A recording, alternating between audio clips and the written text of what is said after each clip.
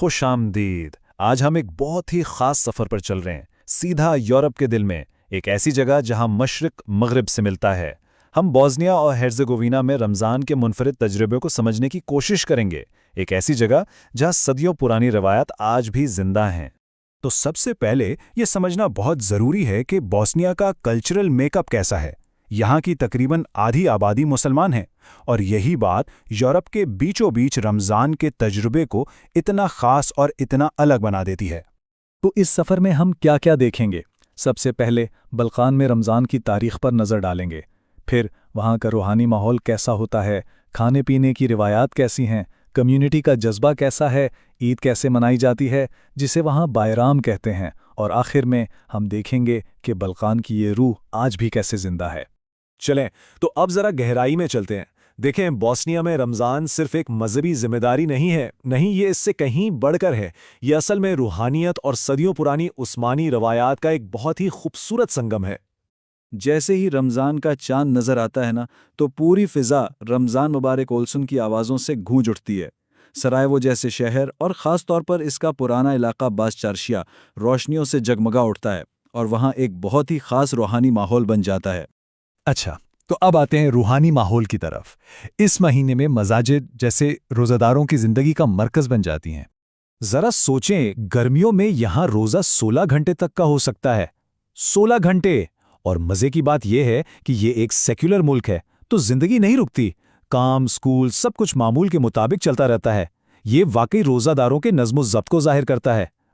اور جو تاریخی مساجد ہیں، جیسے سرائیوو کی غازی خسرو بیگ مسجد، وہ تو رات کو تراویح کے لیے بالکل کھچا کھچ بھر جاتی ہیں۔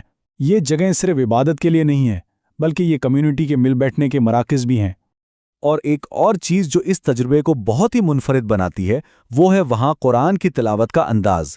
کہا جاتا ہے کہ یہ ایک ایسی آواز ہے جس میں صدیوں کا عثمانی وراثہ بولتا ہے۔ یہ ایک ایسا پر اثر ماحول پیدا کرتی ہے جو سیدھا دل میں اترتا ہے۔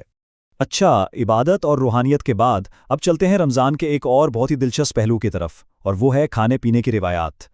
سرائیوو میں ایک بہت ہی پرانی اور دلکش روایت آج بھی زندہ ہے۔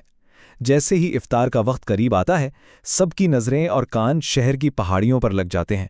وہاں سے ایک توپ چلائی جاتی ہے، اور اس کی آواز پورے شہر کو بتاتی ہے کہ روزہ کھولنے کا وقت ہو گیا ہے۔ افطار کا دسترخوان تو بھئی شاہانہ ہوتا ہے۔ اس میں آپ کو بیگوا چوربا جیسا سوپ ملے گا، بوریک جو کہ گوشت یا پنیر سے بھری پیسٹری ہوتی ہے، اور طرح طرح کے گریڈ میٹس۔ لیکن سحری اس کے بالکل برعکس بہت سادہ اور طاقت دینے والی ہوتی ہے۔ تازہ روٹی، مقامی پنیر، دہی، انڈے، بس یہی کچھ۔ اور ہاں، افطار صرف کھانے پہ ختم نہیں ہوتا، اس کے بعد تو اصل محفل جمتی ہے۔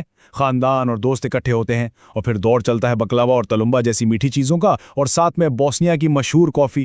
تو رمضان صرف عبادت اور کھانے کا مہینہ نہیں ہے۔ بوسنیا میں اس کی ایک اور بہت گہری جہت ہے، اور وہ ہے سماجی یکجہتی اور بھائی چارہ۔ اس مہینے میں لوگ دل کھول کر مدد کرتے ہیں، ضرورت مندوں میں راشن بانٹا جاتا ہے، جگہ جگہ اجتماعی افطار کا اہتمام ہوتا ہے، اور سب سے خوبصورت بات یہ ہے کہ اکثر غیر مسلم پڑوسیوں کو بھی افطار پر بلایا جاتا ہے۔ یہ ہے اصل بھائی چارہ۔ یکجہتی کا یہ جذبہ اچانک نہیں پیدا ہوا، اس کی جڑیں بہت گہری ہیں، خاص طور پر 1990s کی دہائی کی جنگ کے اس مشکل دور میں جب لوگوں نے ایک دوسرے کا سہارا بننا سیکھا۔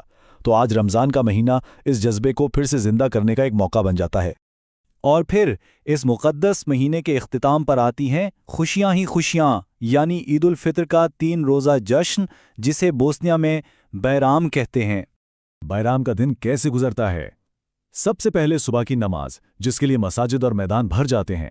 پھر گھر آ کر مبارکبادوں کا سلسلہ شروع ہوتا ہے، مٹھائیاں کھائی جاتی ہیں، کافی پی جاتی ہیں، لوگ ایک دوسرے کے گھر جاتے ہیں، اور بچوں کی تو جیسے عید ہی ہو جاتی ہے جب انہیں عیدیاں ملتی ہے۔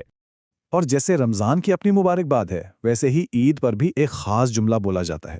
لوگ ایک دوسرے کو کہتے ہیں بائرام شریف مبارک اولسن، یعنی یہ عظیم اور مبارک دن آپ کے لیے برکت والا ہو۔ اچھا، آخر میں ایک اہم سوال پر بات کرتے ہیں۔ یہ جو اتنی پرانی اور گہری روایات ہیں، یہ آج کی جدید دنیا کے چیلنجز کا سامنا کیسے کر رہی ہیں؟ دیکھیں، حقیقت یہ ہے کہ چیلنجز تو ہیں۔ کچھ خاندانوں کے لیے معاشی مشکلات ہیں، بہت سے نوجوان بہتر مستقبل کے لیے مغربی یورپ جا رہے ہیں، اور پھر گلوبل کلچر کا اثر بھی ہے۔